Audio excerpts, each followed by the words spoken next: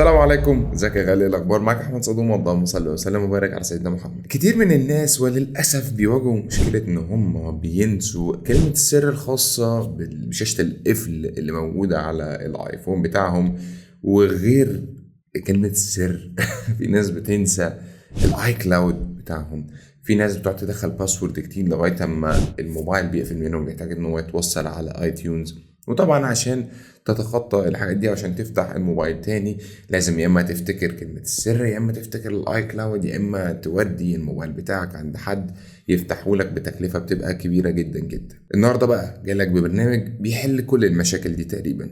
هو برنامج Unlock Go من iTool Lab. Unlock Go بيمسح كلمة السر اللي موجودة على شاشة القفل لو نسيتها، بيمسح الاي كلاود لو جيت اكتف او لو فرمت الجهاز وعليه اي كلاود وجي اثناء السيت اب يطلب منك الاي كلاود بيقدر يشيله. لو الاب ستور موجود عليه ابل اي دي، ودي مشكله في ناس بتعاني منها لما بيبقوا شارين الايفون مستعمل، بينسوا انه يخلي صاحب الايفون ده يفرمطوا له وبياخد الموبايل، وبيبقى الاي كلاود فعلا متشال من الاعدادات وهو بيحط الاي كلاود بتاعه، ولكن الاب ستور بيبقى عليه ابل اي دي مختلف عن الاي كلاود، فبالتالي ده بيسبب مشكله. اي تول لاب انلوك جو بيشيل كل المشاكل دي، وكمان تقدر تقفل منه الفايند ماي ايفون، تقدر تشيل منه الباس كود بتاع السكرين تايم اللي موجود في الاعدادات، تقدر تشيل منه الام دي ام. تقريبا بيحل لك كل المشاكل الخاصه بالامان اللي موجوده على اجهزه الايفون. واحنا مش جايين نقول مميزات البرنامج خلاص، لا، احنا هنطبق عمليه على ايفون عليه كلمه سر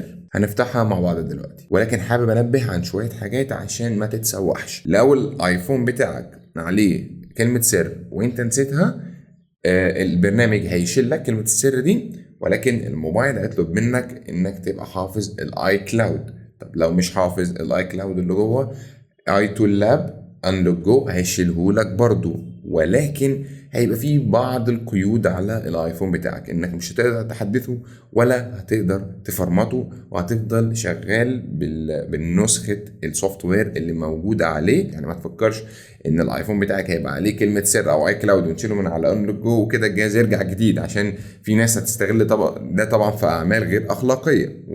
وانلوك جو مش معمول عشان كده اطلاقا، هو معمول عشان لو نسيت الباسكود بتاعك فبنسبة كبيرة جدا بتبقى عارف الاي كلاود، ولو نسيت الاي كلاود ممكن تبقى عارف الباسورد وما الى ذلك. فما فيش حد بيبقى مش فاكر اي حاجة عن موبايله كده خالص غير الحرامية. فتعالى نجرب مع بعض كده ان احنا نشيل الباسكود او الباسورد الموجود على الايفون ده. هنفتح انلوك جو ونقول له انلوك سكرين باسكود.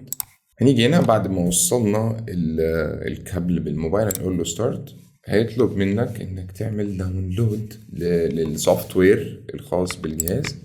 هتقول له داونلود، هتسيبه بقى شوية حلوين، يعني معاك 3 جيجا يا عم، يلا 3 جيجا عشان اعرفك ازاي تفتح موبايلك اهو. طيب كده السوفت وير او الفيرم وير بتاع الايفون نزل. هنقول له انلوك ناو. هيسيبه بقى مع نفسه كده حوالي 10 دقايق ولا حاجة، مش هتيجي جنب الجهاز خالص، وهو بيأنباك وبيأنالايز ومش عارف ايه وبتاع.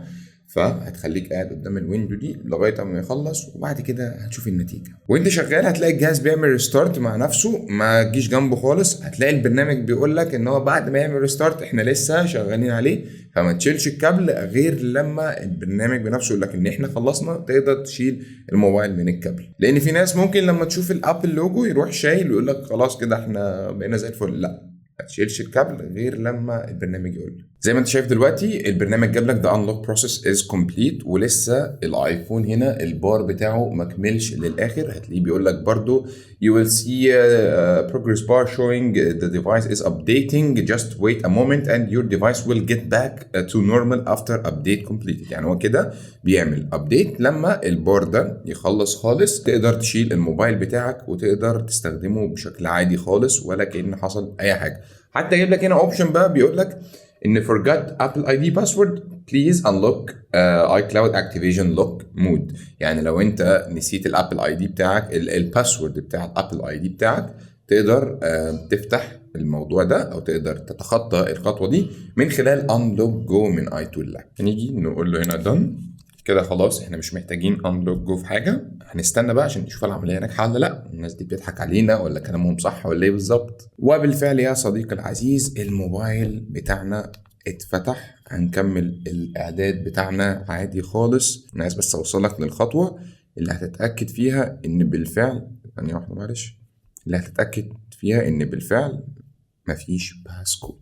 هنا بقى جاب لك انك تكريت باسورد اصلا، فمعنى كده ان الباسورد القديم بتاعك اتشال. هنقول له دونت يوز يا باشا اصلا عشان ادخلك على الهوم سكرين. هكذا الابل اي دي برضو شغال معاك بشكل طبيعي خالص، ولكن زي ما قلت لك الايفون ده ما كانش عليه اصلا ابل اي دي، عشان كده الموضوع تم من غير ما يجيب لنا الخطوه بتاعت الابل اي دي وتخطي والكلام ده. ولكن زي ما قلت لك حتى لو الخطوه دي اتطلبت منك، لو الايفون بتاعك كان عليه ابل اي دي تقدر تتخطاه بالانلوك جو عادي جدا.